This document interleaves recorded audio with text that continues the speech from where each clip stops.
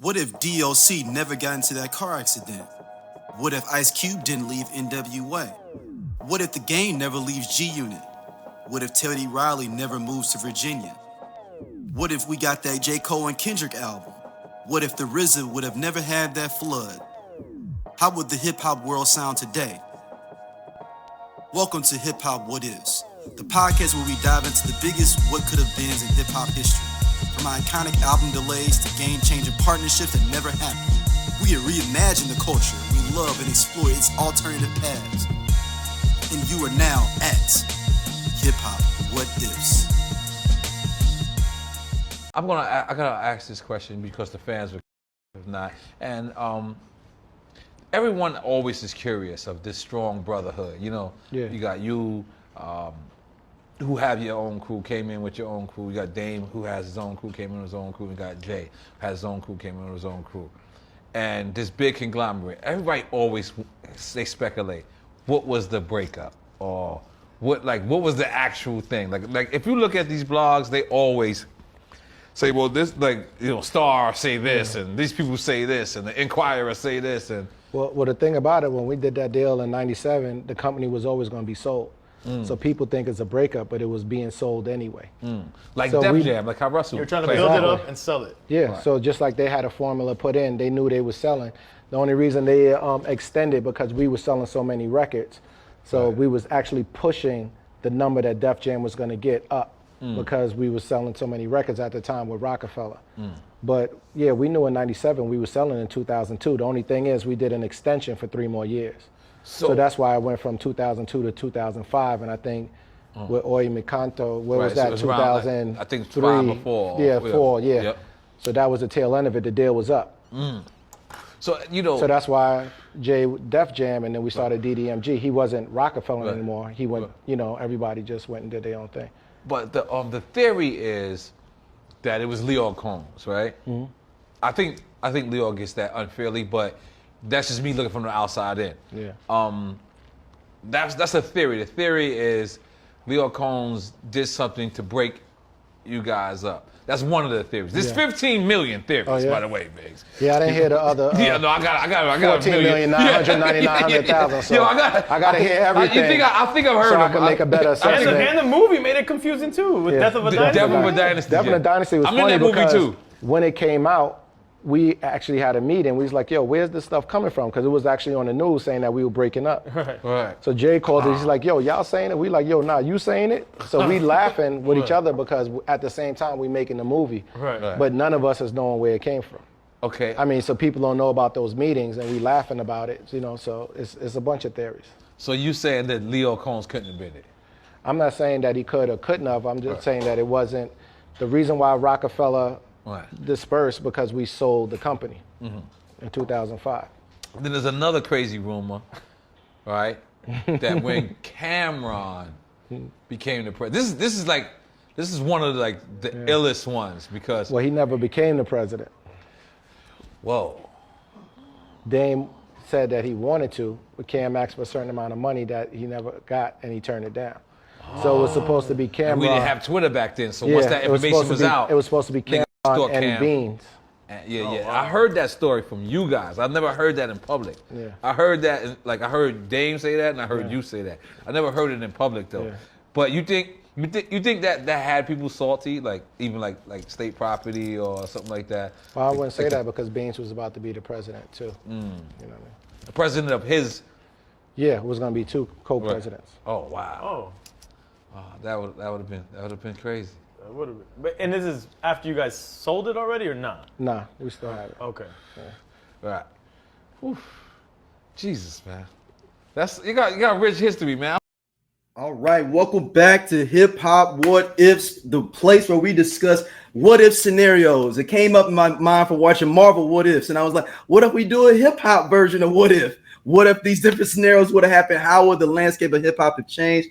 And me and 12 Kyle got a super special guest in the building. It's one of the first hip hop podcasts for real. I know people like to say, it's Peter Rosenberg, Combat Jack, which they were in there, but these brothers from the Hip Hop Digest are up there in that pantheon.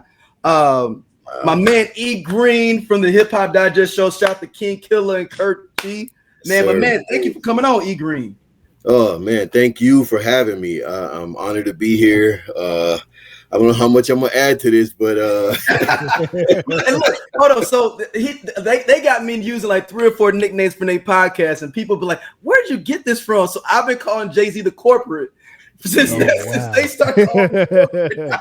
And I was like, "Oh my God, that's it, the corporate." The corporate, I like that. And then I've been calling Drake the Maple Leaf. That's the new one. Is the Maple Leaf. Oh, Maple Leaf. Yeah, everybody knows who that is, right? Of course. the kid so we're gonna talk Toronto. about the corporate. The corporate for sure. What if Dame and Jay-Z stuck together longer from Rockefeller? I guess let's start. They started out in '94. Rockefeller Records then dropped Reasonable Doubt in '96. And then, went off and, signed everybody in the world, started two different side movements. I think people forget that state property movement and that Dipset movement was, they were Rockefeller, right, but you don't understand that they were totally different parts of the building that go on. Right. Those Philly cats over here, then you got the Dipset cats who are Harlem cats over here, and then you just got kind of Jay and Memphis Bleak over in their little small area doing their thing. I'm gonna go to you first, Kyle. What was your impression of Rockefeller at the beginning when Jay first came out, Reasonable Doubt, being from brother from the South, because he's from South Carolina, E Green, so it was a totally different vibe, and I'm a Midwest cat, and then you were an East Coast cat, so it's gonna be 3 different scenarios and regions. But go ahead, Kyle. It was interesting because I think initially the 2 of them, or actually 3 when you add in Kareem Biggs Burke, they reminded me of a crew like people that I was running with. I was in college at the time at South Carolina State University, and so this 94, 95. Jay didn't come on my radar until right around toward the end of 95, 96, before the album came out. I think he was on like a run with the single Ain't No, with Foxy Brown. But it's crazy because as I got familiar with his music and familiar with their crew and everything, like I said, they kind of reminded me of crew. They seem like, at least from a distance, because keep in mind, folks, we didn't have social media. And so they seemed like a pretty tight-knit crew. They were getting money, which was impressive to us.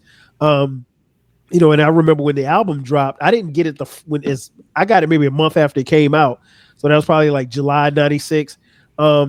I remember he said, "I'm still spending money from '88." I was like, "Oh, that's a clever ass line." So he had me hooked. And then I started doing my little research or whatever. And I was like, "Okay, this dude really was a hustler. Like he wasn't somebody that was making something up." And then as time grew on, we got to know more and more about Dame and his relationship with Dame and how they moved as a unit, and how they really wanted Jay-Z to be just an artist. And Reasonable Doubt was supposed to be the only album that Jay was going to release, and he was going to take a step back, handle the business side of it. And obviously we saw what happened. Jay became, the artist that he became. And, there was a time when, corporate. And so after that, I mean, they really grew as a trio, and then, subsequently split. But to answer your question, they reminded me of like a tight knit crew, like, most of us had when we were at that age. What about you, E Green? Like, what was your the beginning of Rockefeller when you saw Jay come out, Reasonable Doubt, and even before that with what was it? Can I Get With That and all that stuff that came out before? Well, first I want to say, Brother Kyle, that was dope. I mean, you gave a little mini history there. You know what I'm saying? I'm going through it as you're even saying it. Like, yeah, that was true. And so what I would add to that is, from my standpoint, I remember Jay-Z in the Hawaiian Sophie Jay-Z, right? So I wasn't like, I didn't have high expectations per se, because he was doing his thing. But when the album came out, I found it didn't attract my ears the way it did the masses. Okay, so I didn't really. I mean, again, like I said, they were crew, and it was good to see another black label being created, as a hip hop label. You know what I'm saying? So all of that hit good, but I just once I start paying attention to it, I could tell that that was not going to be a good a long situation. Right. So as a Midwest guy myself, I remember when I got it, and people have loved having revisionist history when it comes to Jay-Z. Of course. Because when I remember I got it off the strength of Brooklyn's Finest. So I would always go to Chicago and visit my dad. And it's a legendary hip hop station in Chicago called 106 Jams. It literally, if you can go online and listen to like some of their old stuff. So like you gotta remember Commons on there freestyling back in the day. I mean, it was like Twista would come up to the studio. It was like super. And people from Chicago remember Pink House. They called him, he was the rapper Pink House. He was like the big host. He died during the reign of the radio station, and it fell off maybe around 97, 98. And then it went back to just WGCI with, if you got anybody know Chicago. But anyway, I'd heard the first the joint with Foxy, and I was like, it was cool on the Nutty Professor. All right. Right. You know, whatever. You know, as E Green them say, it was a lot of bra and panties going on in the last a lot of lavishness going on. For sure. So it's like, okay, it's cool. And then was it Can't Knock the Hustle was the next, I think it was the first single, I believe. Mm-hmm. Oh, now, okay, all right. And then they were playing in Chicago, Brooklyn's Finals on the radio before the album dropped. So I heard that before the album dropped, and I was like, oh, Big on here too? Okay, this Jay-Z's guy's kind of rhyming. I remember I went to the store. It was a Music Land at the Galleria in St. Louis. The dude looked at me like, Jay-Z? Like, I was like, man, where's that Jay-Z? He was like, we got that? Like, I'm from like, it was on the Tuesday. We got that. Wow. I went there, got it. My boy I was riding with, I was in high school. I was riding with.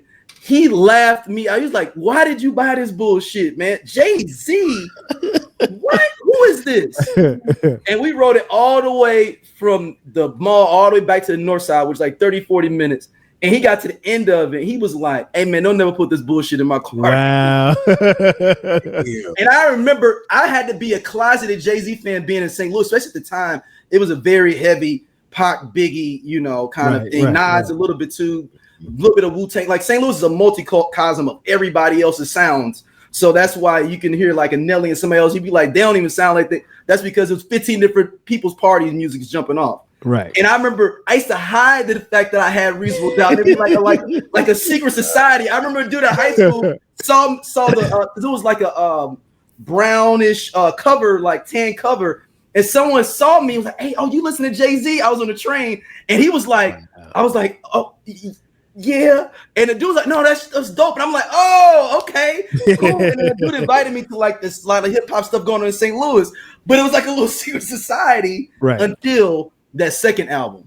I feel like is when it started more exploding, when he started doing the more jiggy stuff and he started doing kind of the what was the joint? Not the City Is Mine and Sunshine. That. He got with Tone and Pope. Yep. And that album got some hard songs on it. Yeah, it's Tone and Pope. Yes, exactly. Track Masters type stuff. To piggyback off what E Green said, he makes a good point because like a lot of people really weren't feeling Jay-Z when that first album was out, when Reasonable Doubt was out, because like it was what they call a slow burn. Like it was something that gradually picked up over time, and a lot of people, and Jay-Z even referenced it in some of his songs. He said like, people didn't get the first album until the second album came out. So like I remember Jay-Z, he came to our homecoming at South Carolina State University and he performed Ain't No, and he performed I think 2 other songs, but like he was there and like nobody. And so this would have been the fall of '96. Nobody knew him like that. I mean, like we knew Ain't No because the song was out. The album had been out since the album came out in June, but like he wasn't even like the headliner. He literally was like, I remember somebody said he was walking around campus and nobody was stopping to talk to him because like it was homecoming. He was just a face in the crowd. Wow. As crazy as that sounds. Imagine that. Then look at the corporate now. Right. I'm sorry, go ahead. No, go. You good. I want to reiterate that I was there. I was not, it didn't attract me. But the existence that I was around was like, yo, he's that kid. So to hear y'all saying that there was a push off, like, wow. I would say Midwest wise, people really didn't get down on him to the Annie joint, to be honest with you. that there's like in this cats I know that was not pumping Jay-Z into the Annie joint and the Jigging My Nigga, all that stuff on that third Jay-Z album, okay, which I don't even like that much, to be honest. Like it's super commercial to me. Like it's just super commercialized for Jay. I mean, I think for us it really, because again I was on a college campus, so it really depended on who you asked. Like I knew we had different factions of people on campus. So we had, cats from up north, from New York, and there were some that really, really loved Jay-Z and loved that album. And there was some that was like, I don't really feel. And then we're in the South. So, it's give or take when it comes to Southern music. So they were very at that particular time, hip hop was very regional. You know what I'm saying? So yes, if you was in the South, we was rocking with you from the South. Yep. If you was up north, but I think one of the things that stood out was that in the Ain't No video, Biggie was in the video. And so Big was already a star at this point. So that was kind of like a cosign. So when we saw Big, we was like, okay. Hold on. Let me reverse back before somebody recorrect me in the comments like last show. Dead Presidents was the first single, man. And that one was hard. That's the one I remember that was hard. Because he had the video lyrics were different than the album lyrics. Yep. And it had that long piano intro. Was Dead Presidents 2? Dead Presidents 2 was on the album. Yeah. Uh-huh. And look, I went in college. This is early Napster days. I remade on my small computer. I remade that to put the original long intro with that long piano and put it on my version. So like there's I have a whole version that a whole bunch of cats got that people have heard, and I even heard one of my boys spin it when he was on Sirius XM. And I was like, dude, that's not a real version. I just sent that to cats. I made that in the dorm. Wow. See, what one of my old jobs was, right? Yeah. That's what I'm saying. One of my boys was. You probably got your IP somewhere. Probably. That's crazy. Trade, man. Yeah, and I was like, dude, because he was like, yeah, man, I spin that Dead Presidents. I was like, dude, that's not an official joint. I made that because I like that piano intro. Oh man, crazy. Well, can I bring up Dame? Yeah, let's go. Yeah. First of all, I think we all in agreement that's oil and water, right? Mm-hmm. Yeah. And it can cohabitate a space, but it's still separate. Right. You know what I'm saying? So I think that's what was happening was Jay-Z is more laid back and cutthroat and behind the scenes type dude than Dame is the right in your face. Yep. But Dame to me is like a visionary. And the problem with being a visionary is you're stuck on your vision and there's no deviation from your vision. And I think that eventually came to a head, and that's where they are today. So as far as the what if, that's a gigantic what if. Huh? Is there no what if? Is it just what we would have been regardless? It's just been earlier or later. Well, there's always a what if. Right. There's always a what if. Okay, so what if were we looking at? What if Jay-Z was more vocal and bombastic to match that level? Or what if Dame was like calmed down a little bit, which still to this day hasn't? No. But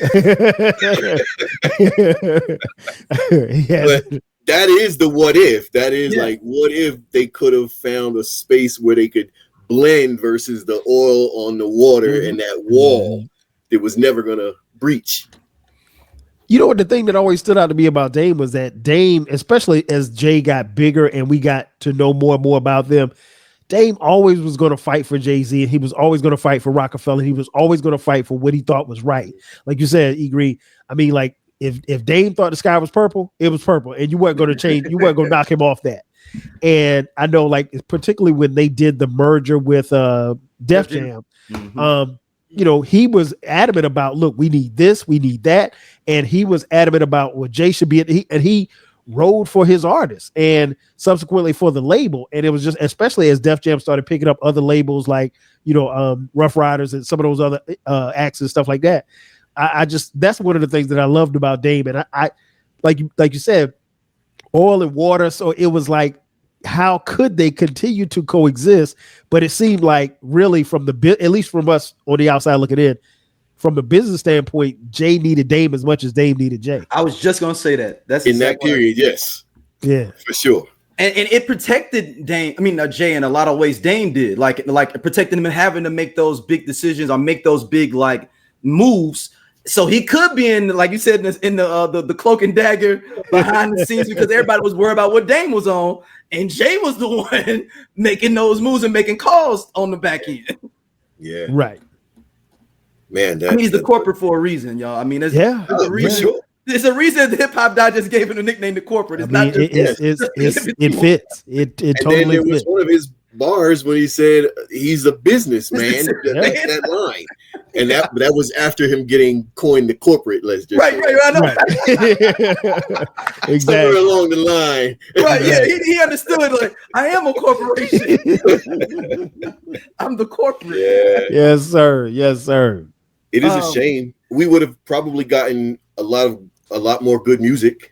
Yeah, I think so. That's a what if. I believe that if they could have worked it out, we could have gotten a lot more good music. Yeah, you know what? I think it's interesting because like when they finally did split, it was their artists had to make a decision. Mm-hmm. So you remember like Kanye at the time, and I don't know if I'm getting ahead of myself, but no, go ahead. Kanye was arguably the biggest artist in hip hop. And so Dame was the one who wanted to sign Kanye and was very encouraging as far as Kanye actually rapping. Jay wanted Kanye as a producer because he knew the kid could produce his ass off. And that was clear as to what he did on Blueprint. But Dame, at least catered to the idea that, hey, we can let him rap. And Dame said, he's famously said, even if Kanye fails, we could put, Freeway and Cameron and everybody on all of the tracks on the track, so it'll save his album. But so Kanye has to make a business decision as well as a personal decision. He sees that Jay and Dame are going their separate ways. Which way do I go? Beanie had to make the same decision. Now Beanie was a little bit different because he was kind of in and out of jail and everything like that. But I mean, like Jay was at that time was like injured toward retirement, and then we were hearing stuff about him possibly, running Def Jam. So, and then Dame was talking about, Dame always was a big dreamer. Typical, I don't want to say typical, but a lot of Harlem cats, at least the Harlem cats I know, are like that. Great minds, very visionary, and he had a vision for Rockefeller. I just hate the fact that it started to go, and I'm interested to hear your guys' take as to why it happened like that when we get to that part, I guess. But it's always interesting to think about what would have happened if they had kept it together. One thing I wanted to bring y'all, we were talking about the three, like Kareem Biggs is also involved in this yes. collective as well. What if he could have been the buffer, and maybe he wasn't around as much in this scenario? Because I mean, if you look at the logics of it, Kareem had to be the buffer. All in water had to be some kind of bridge. He had to be the container. Somebody had to be like, hey, man, we just going to end up doing this. Or, hey, man, we're going to end up just doing what Jay want, or vice versa. Mm-hmm. I'm just wondering if Biggs was doing it. And maybe Biggs was moving a different direction and wasn't involved. And then the oil and water got to just totally mix. And there was nothing to block it from mixing. And that's a what if in the scenario, But let's move forward with it. So the Rockefeller, they become big, humongously big. 2006, they signed everybody at one point. I mean, they had signed Nori at one point to a doggone what was it, reggaeton album. I mean, everybody was signing a Rockefeller at the time, which I get Jay's thought process isn't all that, but they get to 2006. That's when the breakup happens, I believe, fully in 2006. But Kareem Biggs said in the interview you sent me, Kyle, that they had already planned the breakup in like 2002, 03, but they just kept pushing the contract back. Right. So it was always a plan to liquidate the company at some point. And even in seeing and hearing that was kind of, I'd never heard that before. That's why I sent you that article. But going back to your point about Biggs, he, at least publicly, he seems like a street dude that's about his business, but like he was in the middle. And I don't know if by that time Jay and Dave had become so big in their own rights.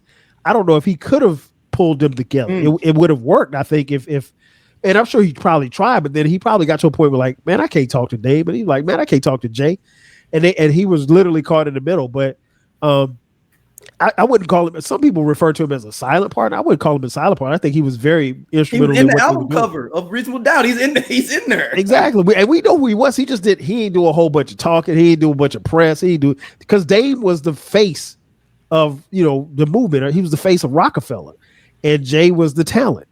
And Dame, there's a part of Dame, and we all know this. There's a part of Dame Dash that feels like he's responsible for Jay-Z's career.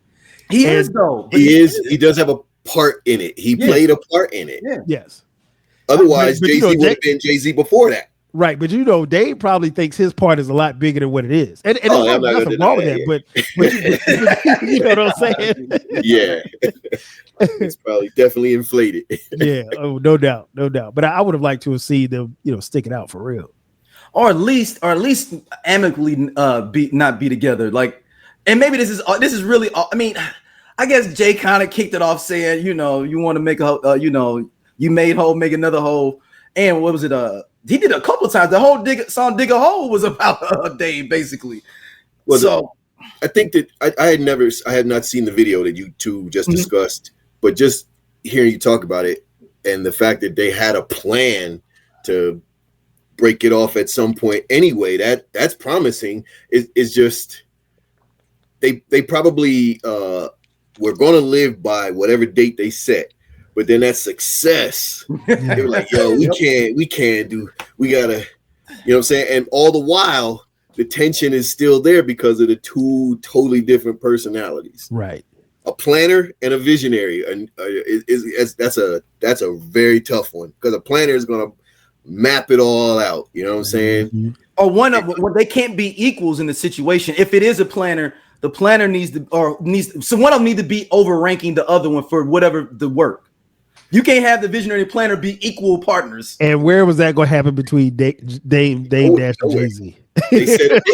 They set a date. Exactly. But that success kept pushing that date out. But meanwhile, the combustion is still building. So it's probably good that they did drop it at some point, but they probably could have done it at a better way because that was not business. That's personal stuff. Yeah. Yeah, it clearly became personal to the point where they ended up suing each other. Yeah. And the shots, the unnecessary shots. I don't know what if they didn't do that. What if they didn't have shots? They still would be looked at as an amazing label, amazing hip hop label that put out. I'll say timeless. Yeah. Because I'm not sure. I'm looking for validation on that. I don't know. No. I think it's timeless. Yeah. I mean, those movements. I mean, Dipset movement is still alive today. Look at Jim Jones out here, still 50 years old and still out here winding it up. It's still something. Yeah. He's something, all right. Got a lot going on. But I have a question for y'all, and y'all tell me if I'm wrong.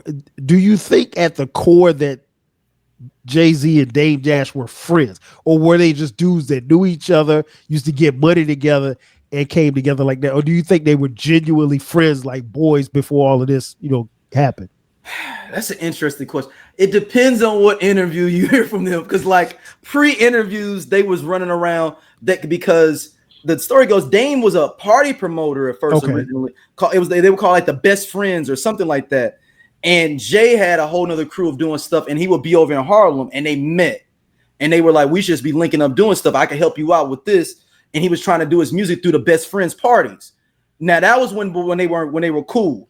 Now when they wasn't cool, Dame says he was a lame dude. He's coming hang around the Best Friends and he's couple with his rap career. So it depends on which interviews you look at, right, of how they kind of came together.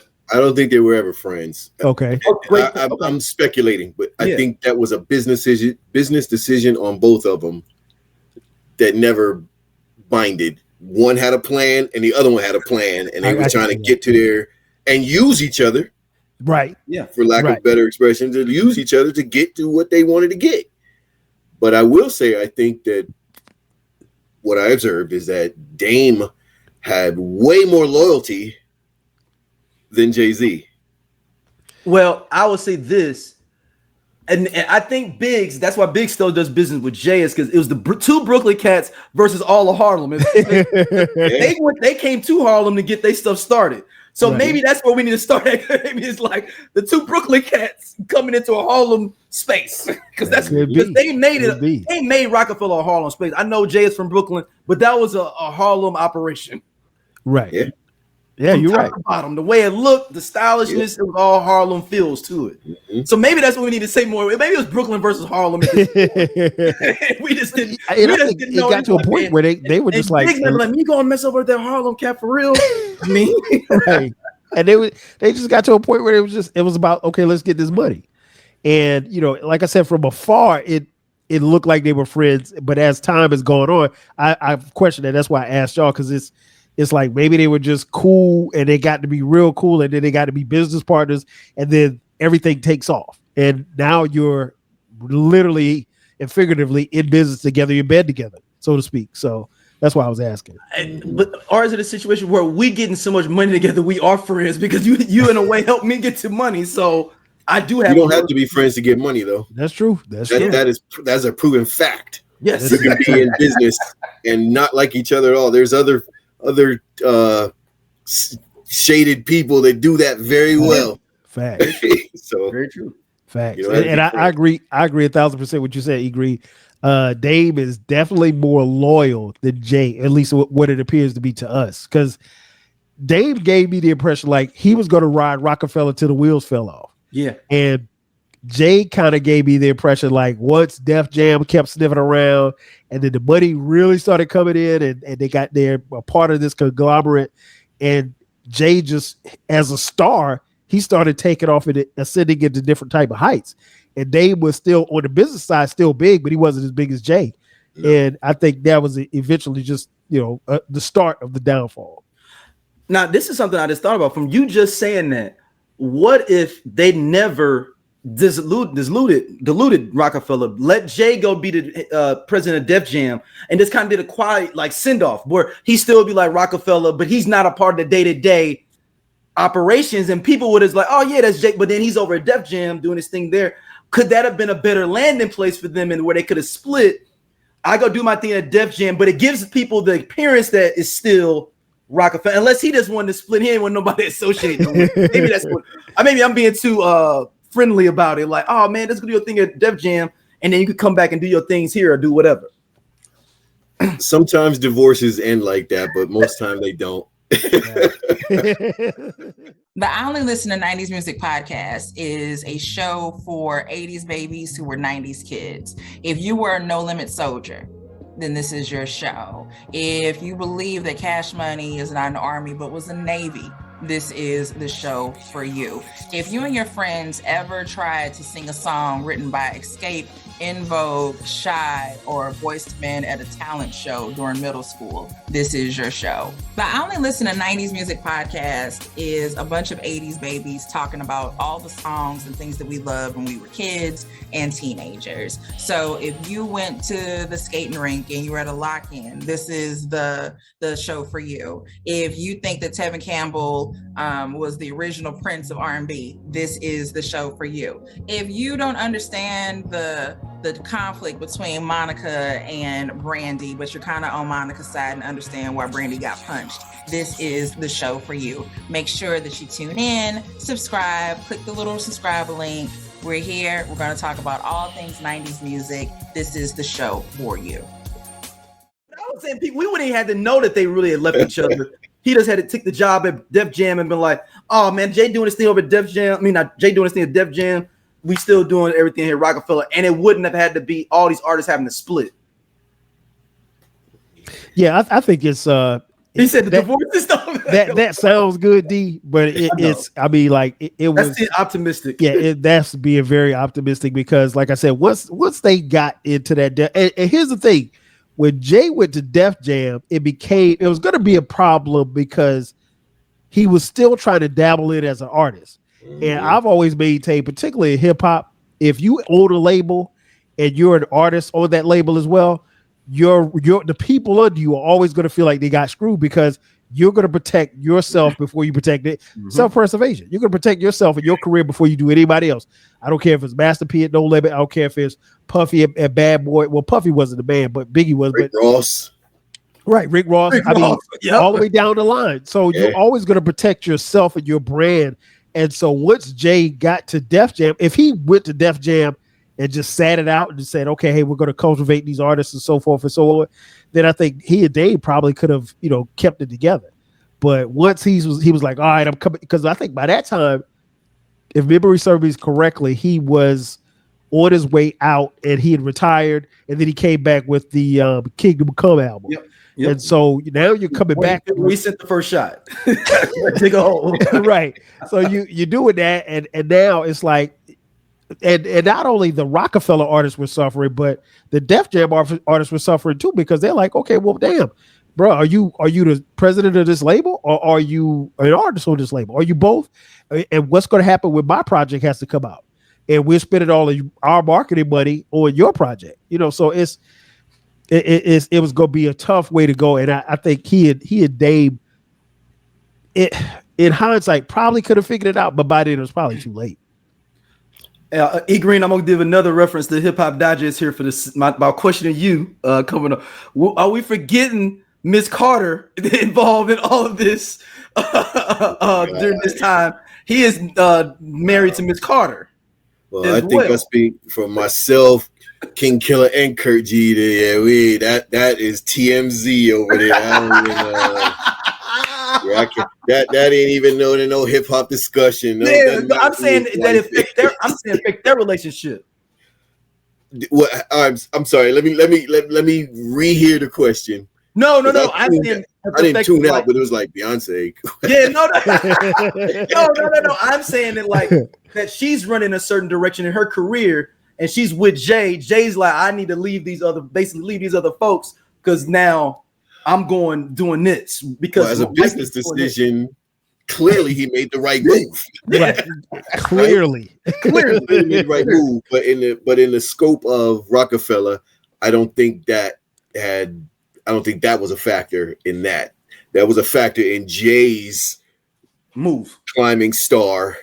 Right. But I think what was of Rockefeller was, and don't matter who Aaliyah, don't matter who it would have been in their relationships or whatever, that label was destined to crash the way it did.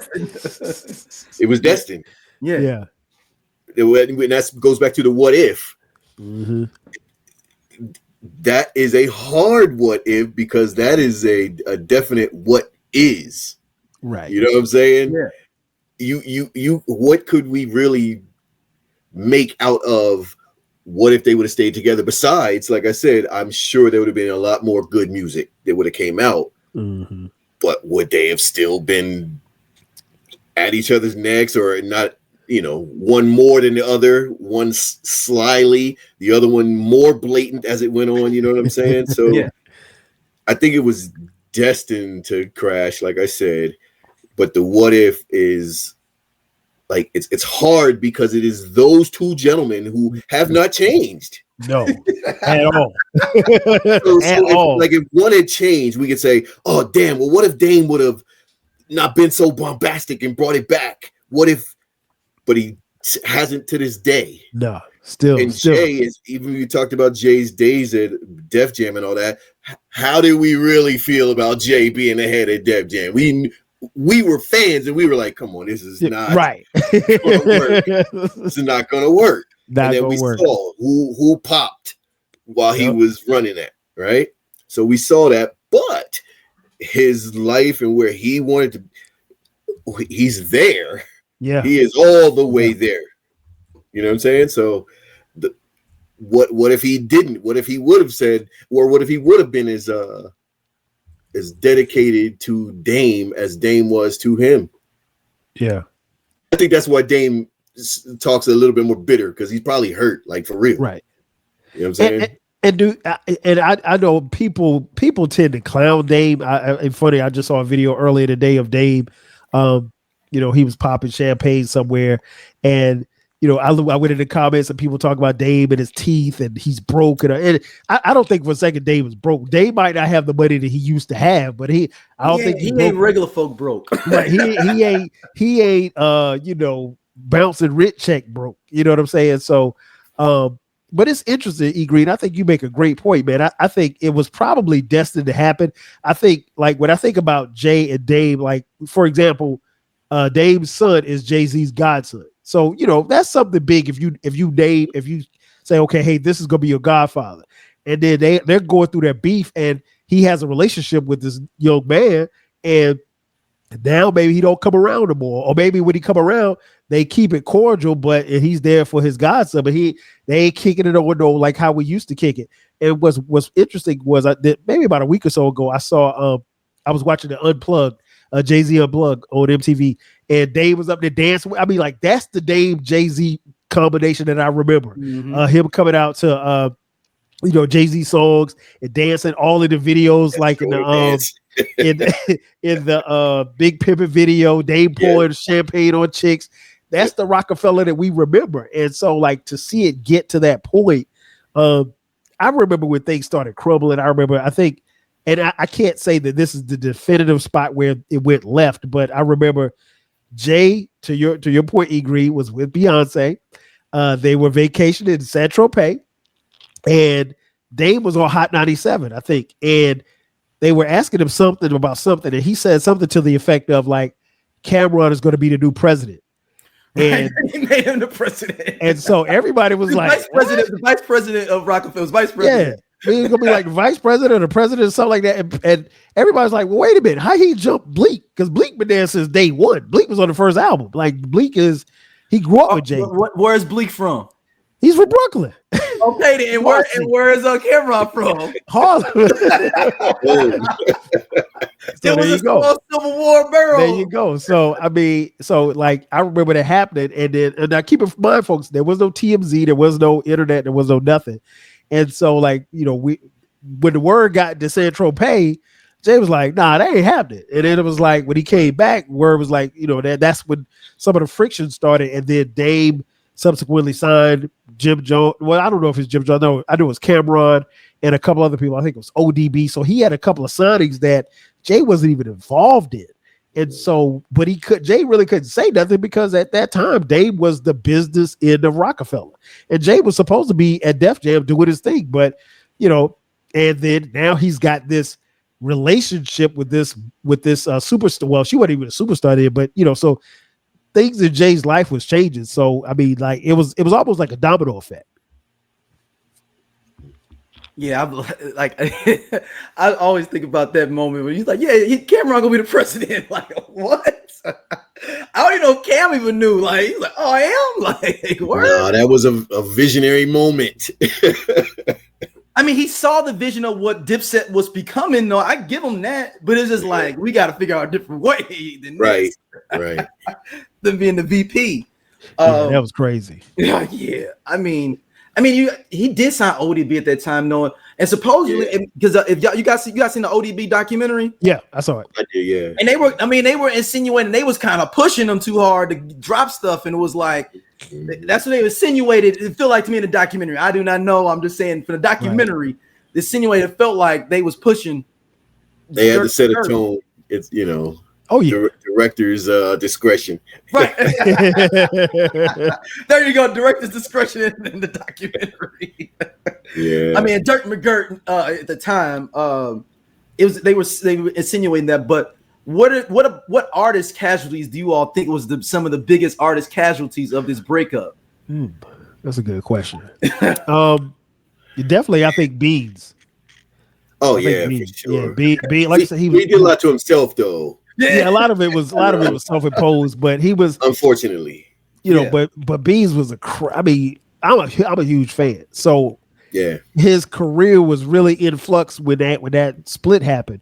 I thought Freeway's debut album was cold. Mm-hmm. I thought he kind of got jammed up. We never got a chance to really grasp of what would be the Young Guns. Yeah. My boy was Petey Crack, man. I was like, Crack was nice. Petey Crack was nice. Petey Crack. And so, all of those, and like I said, Kanye had to make the decision. He obviously chose Jay, but like you said, and I didn't really think about it. So you said it, D. Look at who survived and who succeeded when he went to Def Jam. He's on the cover of, I think it was XXL with Kanye. I don't think Rihanna was. I think it was Foxy and somebody. And I don't even know if Bleak was on the cover, but nonetheless. So he goes to Def Jam. Kanye takes off. Rihanna takes off, and all of these people now. He's got a new circle, and he's got this new girlfriend who is, becoming a pop star. So, and it's almost like, to hell with these Rockefeller people, So it was. Was Jay-Z? I'm sorry. No, was Jay-Z the leader when they signed Bieber? Ooh. If he wasn't, he might have just left. L.A. Reid. Oh, okay. I think that might be L.A. Reid. Okay. It was over. It was dead jam at that point. Yeah, that's the L.A. Reid. This is the L.A. Reid. L.A. Reid was believe the president. It was over. And it was so funny because all the artists, you could tell, like when Meth and Red and all that was like, I don't even know my album coming out. Right. And those are people who had LL too had a legitimate beef. Like this day he has a beef. It appears. He does. He agree. He definitely does. He may. I don't think that he and Jay have issues, but I think LL didn't like how all that played out. Right. And rightfully so. LL saved Def Jam. I mean, he was. LL ain't liked him since '88. And this is like your little brother in high school, and like he's supposed to be the dude. Like, I know that dude, man. Whatever, man. Like that's. Right. I think that's how LL looks at Jay. Like, man, I've been crushing since 16, 84. Like, who are you, little man? Like, I wouldn't say that there's none of that, but I bet you a lot of it stems from that Def Jam situation. I think so. I think so too. I think that's where it stems from, because remember LL was trying to get him into a battle at that time as well. Remember? Of course, I remember that. So and of course Jay-Z played the Jay-Z ignore. Right, or those subliminals? Subliminals, yes. But I don't know, man. Dame Dash. Did Dipset suffer from them leave, or did Dipset actually become bigger? Are they one of the artists that became bigger from Rockefeller falling apart, where they could like, we could just do Dipset shit now? You know what? You'd have to tell me, man, because I told you before, man. I understand, and I don't want to piss anybody off, but I'm gonna be honest with y'all. I understand why Dipset or why they're popular. I understand their music. I just never got into it. Never. And there's no knock on their music. I just never got it. It wasn't meant for me. Yeah, they had a certain audience. That was it. And loyal audience. I wasn't in it.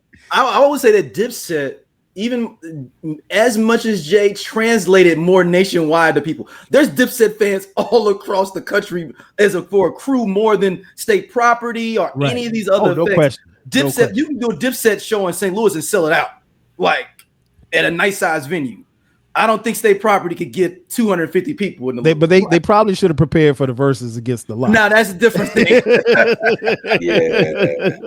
yeah. But I think Dipset. I mean, you got to think. Cam start flourishing, Jim start flourishing a little bit more. Jules Santana start flourishing a little bit more.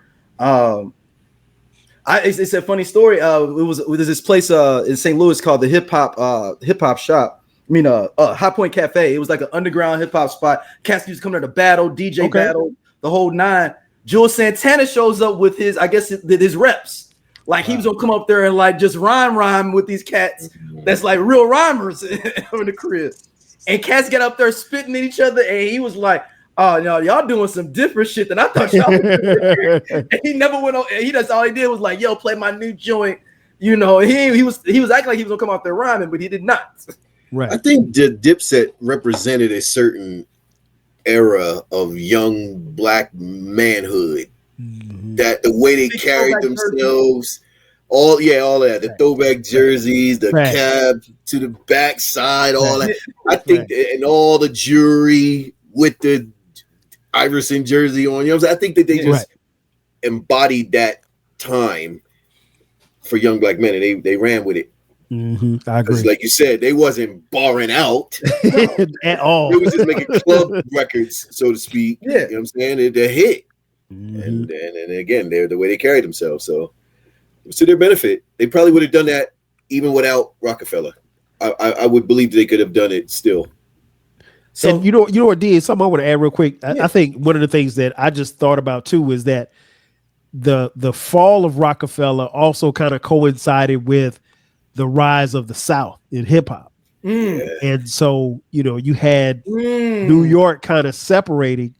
And, if you know anybody from New York and people from New York, their boroughs are everything. And back to your point about Harlem versus Brooklyn, and which I never thought about until you said it. You have these factions or whatever where New York is kind of splitting as far as hip hop is concerned, and you have the South coming up. And it was right around the same time. The last of Mohicans of New York hip hop could have been Rockefeller. Well, I mean, 50 came through, but I mean, but that Rockefeller was a huge movement, and like I said, once they started separating, the South was coming up at that point, and in essence took the mantle and ran with it. The last of the Mohicans. Wow. So they were the last ones sitting holding New York down before every rapper in New York sounded like somebody from somewhere else. Yeah, I ain't going that far. I mean, I'm talking about now this how it feels like. And there's no regions now. I feel like everybody sounds don't know where nobody's from now. I mean, if you think about it, Jai and 50 probably were the biggest New York artists at that time, and they were at beef with it. I mean, they still got beef. They're gonna have beef forever. Yeah. So, and then the South is really coming up, and then you got factions, Midwest, you got the West started coming back with artists like The Game and stuff like that. So it was, while they weren't necessarily at the same time, but it was around the same time. And so when Def Jam falls, when Rockefeller falls, the South really is coming up, and it was their placement, I guess, to some degree. I mean, that's an interesting thought with that. But like they were, I can see that. I can 100% see that in a whole bunch of different ways. So E Green, when Dame and Jay are done, did you think that time that Dame would be able to bounce back, like with the Dame Dash music group he was doing? Would you think he was better box back? Maybe he wasn't big as Rockefeller, but do you think that he would have been able to bounce back, or he needed the planner with him?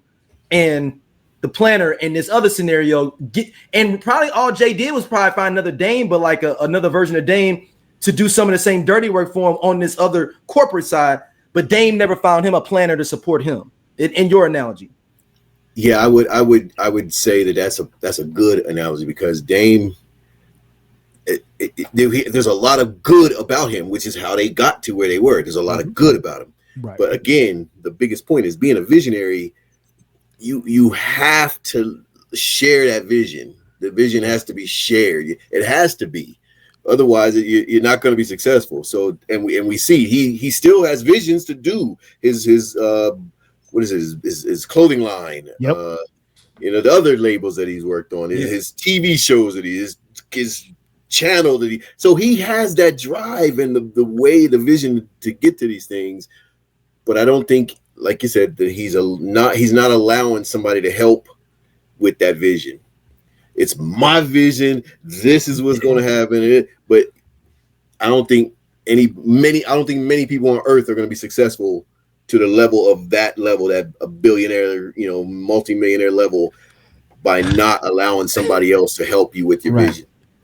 So I think he is on a cycle that will just play out. He will always be in the social atmosphere because he's Dame Dash, and he does have that thing, right?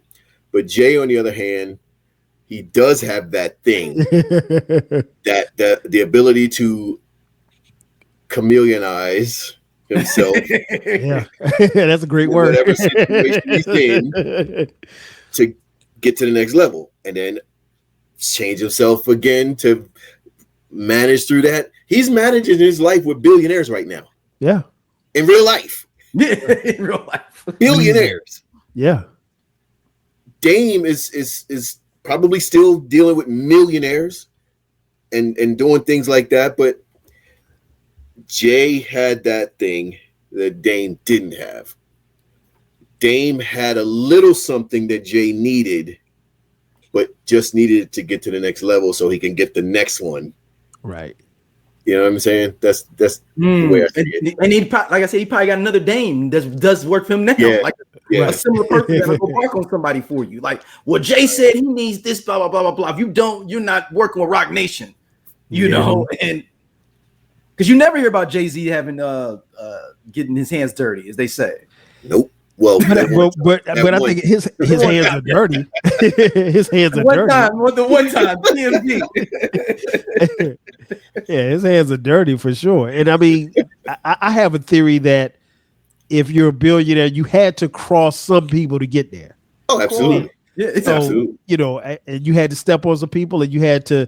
I mean, when you look at his moves from, you know, getting the New Jersey Nets to Brooklyn, that was a business move. And he was a pawn, though. He was a he was pawn. But he played his role. He played his role. And he moved that to something else. And then he moves the Def Jam move to something else. And then even now with his move with Roc Nation, well, first it was Tidal. With none of us had never even heard of Tidal prior to, and so he tells these artists, hey, you know, we're going to start our own streaming. You're going to get paid. And from what I understand, they got paid. But I mean, even when it sells, he still comes out on top. And so even with this thing with the NFL, he's been behind it or running the scenes with this halftime show. I mean, it went from having a meeting with Roger Goodell, the commissioner of the NFL, about Colin Kaepernick and players taking knees at halftime or you know during the Star Spangled Banner, and it went from that to, hey, like you said, chameleonized himself into the scenario. Now he's doing business with the NFL. Okay, Jay-Z, you'll handle halftime. Okay, so now it's to the point where we don't even really consider the fact that he's running the halftime. All we talked about was how great the Kendrick show was, how great the Rihanna show was, how great the Usher show was, and so forth. The West Coast show, and so on. Right, and so on. Right, yeah, the Snoop show and Snoop and Dre show. So it's like, you know, he's great point, Egre. He's maneuvered himself into certain rooms. I mean, when I saw Jay-Z talking to Warren Buffett, I was like, wow. This dude used to hustle, and he's sitting here with like the third richest man in the world. So he's done it. Billionaires, multi-billionaires, and he's a billionaire. So, and I think he's probably a billionaire without his wife's money. So he's done some things. I just the homie in me would have liked to have seen him be able to pull Dame up, but the more and more we have this conversation, I don't know how likely that would have been. Can he just get an anonymous donor? Like, can he just be anonymous, cut a check for him? Like, he ain't got to say who it came from. Man, your taxes was paid, Dame. Like, nah, he probably would have if Dame didn't hit below the belt because of his heart being hurt. Right. You know what I'm saying? Yeah. People say the realest shit when you're hurt, you're drunk, or whatever. You say things you really feel in a hurtful way. Maybe if Dame was able to contain that and find a way to use words to express his disappointment without the little stab, maybe Jay would have done some stuff like that. But now Jay look at him like, you a little nigga. Right. Exactly. And it got personal. I remember when I heard that, like Dame, because I guess Dame has a percentage of Reasonable Doubt. Jay-Z was like, well, that's, he had to sell it. Yeah, Jay-Z was like, that's my album. Like, that's Jay-Z said, that's my baby. I want my baby. And Dame had to sell it. And then, you know, that was a big point of contention between the two of them, you know, amongst other things. Mm-hmm. And I was like, and I guess if he would have let him get it, E-Green, we wouldn't been in this situation too. It's like, Dan, it is yours. I might as well sell it back to you. If anybody, it is your project. I do need the bread though too. While we're talking, I do need the bread. I mean, I'm not broke, but I would like to make a contribution to the Dame Dash X Fund if you could. Exactly, Mr. Carter, if you could. The hatred is that deep, apparently. Yeah, it's got to be that deep. Like for some, like if one of your people that you came, and it's got to be that deep that you won't accept no money or like not let them get something back that was actually theirs. Not like that's like me and you worked in a car as kids, and I still got it. And I'm going through some hard. I'm like, man, I might as well sell to E Green. We did work on this in high school. This car, if anybody should have you, even if we're not on point, let me come to you first and offer it to you first at least. Hey, no you want to buy the old Chevelle that we worked on back in the day? Hell yeah. Say no, then I no. And Dame was like, no, he put a for sale sign in there and put it at the Walmart. Highest bidder. Yep. And the line between business and, friendship got blurred, or partnership or whatever. Because, the friendship probably had faded for a while and they were just doing business just to be doing business because they had business together. And imagine Jay not bidding.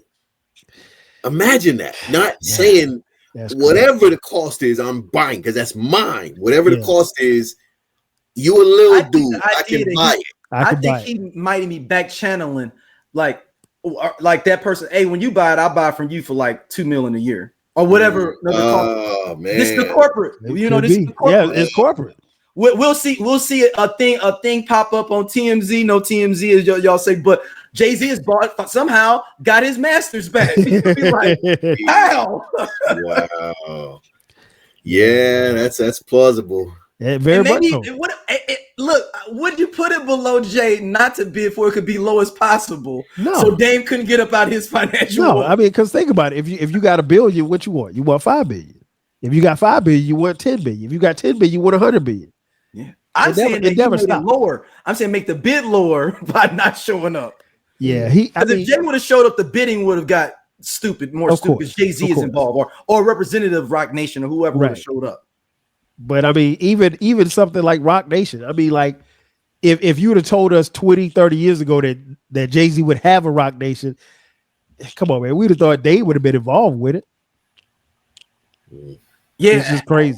And E-Green, you were in the trademark business and everything, being around the series. How is he able to give a Roc Nation away instead of based off? It's basically you're stealing off of the Rockefeller trademark by naming it Roc Nation, correct? So you're saying, well, no, because we're talking about Rockefeller, right, versus Roc Nation, which could have all different kind of meanings, right. There are times when words are clearly blurred, but I think in court that they just because of there's a big difference. If we didn't know the story, if we were just from somewhere in Idaho and got put on that case, those words wouldn't have the same value as somebody who knows the whole story. Right. So I don't know. I don't know. I think they would be okay. I think they're okay with that. Because I mean, they called the Rock. I mean, everybody like throw up the Rock. Like, yeah. I've always wondered, like, how did that like nobody try to challenge their trademark? Right. That's a good point. I never thought about it like that. I think in a regular court, knowledge of the full story, even though the attorneys would do their best to tell the story, you're not going to be able to tell somebody from Idaho who likes folk music, ain't even never heard of a Jay-Z or a Rockefeller. It's going to be hard to make them say, well, yeah, they doing that. Right. Because the other attorney. Yeah, I think Dame actually did try this, though, and asked the lawyer this, and then they gave them the response that you said, E-Green. Like, yeah, the other attorney is going to be very skilled in explaining how separate that is and how it may be, whatever. It's not the same by any stretch. You know what I'm saying? Just the slick talking attorneys that they would pay a lot of money to pay to speak. Right. So, yeah, I think they just let it go. And I think, but they're not because of who they are. Of course. That's going to go on forever. That's going to be like 50 and Ja Rule. That's going on forever. You think that they'll beef as long? If you had to put a betting man, you would think that they would be equally beefing as long 50 Ja versus Jay Dame. I would hope that they wouldn't. I would hope that they could come together as men and get past it. Yeah. But to this day, they have not. Yeah. So it's hard to see that happening. It's I want to hope for it, but it's hard to see that happening. So you're talking about 20 years of them beefing. I would agree with E-Green. I as much as I would love to see it happen, I mean, barring something catastrophic like somebody's family passes or something like that, it just doesn't seem likely because like Jay is just on a whole nother level. And I mean, like it's clearly personal, not even about, because see, here's the thing, we know just a little bit, we don't even know the behind the scenes stuff, and when Dave did this or Jay did that. And so like, I just don't, there won't be a BT, what's that series they do, unsung. There won't be an unsung. There won't be an unsung on Rockefeller. I don't see them reconciling anytime soon, because I mean, think about it, they're both got to be 50, 55, and so this has been going on for older than that. Jay's got to be about 56. I think Jay's 57. Okay, so I mean, so he's pushing 60, but Dave got to be pushing 60. So I mean, like, no, I doubt it. I mean, and I'm sure they still, in some way, shape, or form, still running the same circles. I'm pretty sure they've been around each other, but so Dane's 54, Jay's 57. Okay, yeah. So I mean, like, it's not. Yeah, I'm like E Green. I don't think it's gonna happen. Not anytime soon. Dang. So we're never gonna see Rockefeller back together. No, not what we remember. No. I'm just saying they'd be like, at least we cool. Like they ain't got to do business. I'm just saying, like, we ain't gonna be talking shit about each other on tracks or in interviews. We good. That would have been over already. They haven't. They're in their 50s. This is Hatfield and McCoy's happening here. You know what I'm saying? They are in their 50s. Yeah. Still doing this, still feeling this. It's horrible for us to sit here and have to even admit that. But it's like, damn, you're in your 50s. Y'all made a lot of history.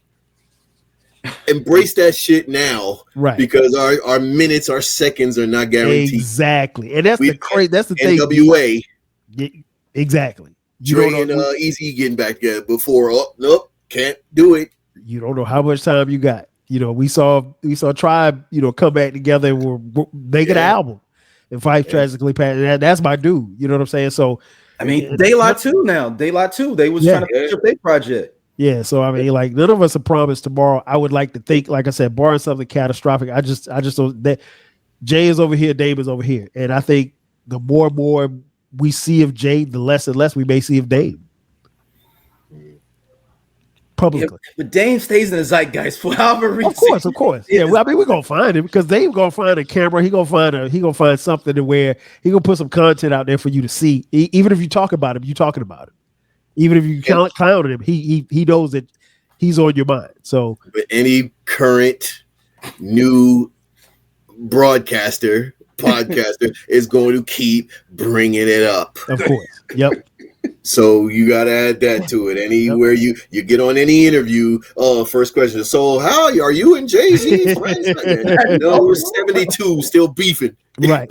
You know what I'm saying? And see, that's even to your point. Dave can't do an interview without somebody asking about Jay.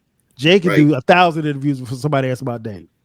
Yeah. Now, the corporate probably has already instructed you pre-interview. That's my Dave. He has a full PR team that sends in you have to send in your questions before Jay interview. Right. Well, don't ask the wrong question because he's walking out. Your equipment's going with him. Everything. Because you just signed an NDA and all kind of stuff beforehand. Exactly. Dame is showing up to my crib just to do an interview. Listen, man. And especially if you paying. Right. It's sad that we even got to say that, man. I mean, but it's true. It's true. Come on, we being honest. He put himself in a situation to be spoken of like that. He did it to himself at the end of the day. And I think Dave will bounce back financially. But if he'd have toned down some, like you said, E Green, he could have made some other different moves and not be in this situation. He wouldn't be in as big, obviously, as Rockefeller, but he could have had, a couple artists here and there that was kind of making a little buzz or just kind of managing someone like when we talked about Little Brother, when we was like, I forgot Robert Big Pooh was managing Jid. Like, so he's still involved in or just keep making movies or whatever. Just do that. You know what I mean? But, he want to file off the hip, man. Well, E Green, thank you for doing Hip Hop What Ifs with us, man. Let everybody know where they can check out Hip Hop Digest, all that good stuff, man.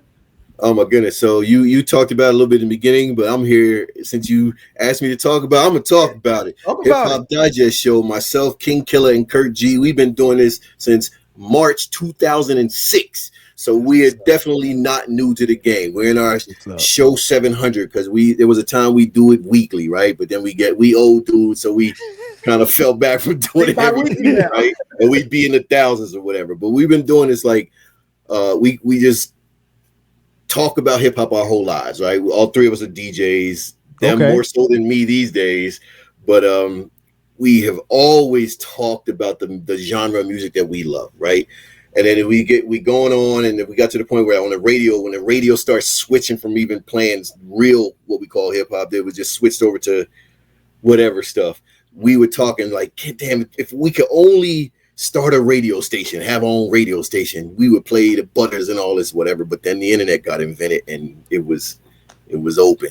So me, King Killer Kurt G, every other week we put a podcast out on our Busted website, or you can catch us on any of the podcasters, the iTunes, all of them. All right, so everywhere. That's what we do, man.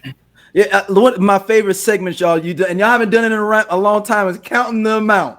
Oh, where they basically take whatever situation monetarily or whatever did criminally, and they will count up how much. Count by count. Wow, that's what's up. It just got so prevalent that it was like, oh damn, it's every week. It's a new count. Yeah. Well, no, this has been an honor for you to be on here, man. I mean, like the best podcast, literally hip hop podcast. Like, as soon as it hits my feed, I'm clicking and I'm in it. I'm already listening to this episode that came out today already. Yes, sir. This morning. Appreciate it. So, like, check out they merch too, man. I'm gonna copy me a Hip Hop Digest t-shirt. We got a few things. Yeah, they got a couple of things, man. And don't tell the dinosaur, man. King Killer, you gonna have to come on, man. One of these, man. I know he don't like to come out. Sure. He'll come in with his no, what are young boys with the shiesties? My brothers do not like being on camera, man. I mean, kind of, but Killer is not trying to be on nobody's tape. Understood. Totally. Well, man, but definitely though, I'm gonna remind him. Yeah. If we gotta do it, put in the cartoons or something, but as long as we can get the knowledge in the game. Yes, sir. And that's what it's about. We don't begrudge the young boys doing what they do, but we gonna always make sure that there is respect given in the name of hip hop. No question. And make sure if any time you log in at the end of the year for their top 10 albums of the year, because that's a highlight of the year, because it's just them battling over the top 10 albums and then people forgetting albums. Oh, I forgot that one. I was on my list. Yeah, it's so much music comes out. Heard of too. They put me on too, so no doubt. We appreciate it. Hey, well, thank y'all for listening. Thank you, brother Kyle. Appreciate it. No problem, man. Hey, man, appreciate it. I would definitely check y'all out, man, for sure. Yeah.